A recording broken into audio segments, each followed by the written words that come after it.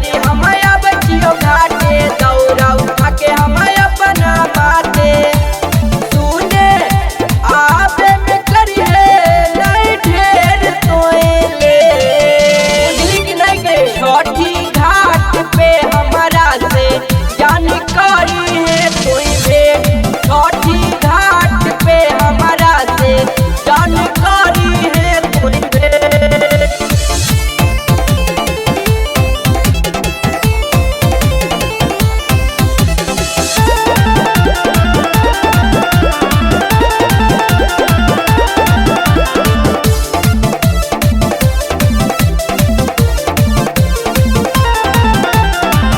सज के सवर के आई है करे मुलाकात गे मेरा बाकी आई मई करबई मीठी मीठी बात गे हौरे खूबे बतिएबे तहु जल्दी आई है।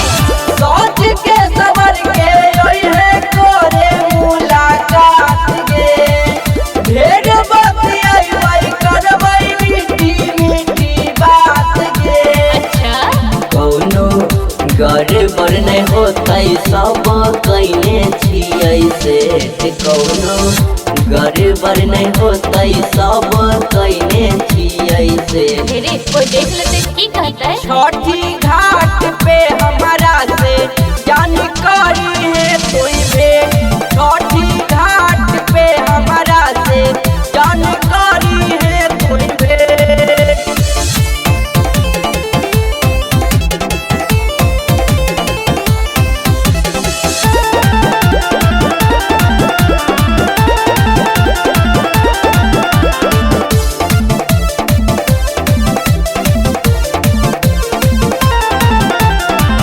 रखिए मोबाइल चालू डाल के वाइब्रेशन में छठी माई के कृपा हो गई अपना रिलेशन में। हे छठी मैया जोड़ा नारियल सूप चढ़े हो। रखिए मोबाइल चालू डाल के वाइब्रेशन में छठी माई के कृपा हो गई अपना रिलेशन में।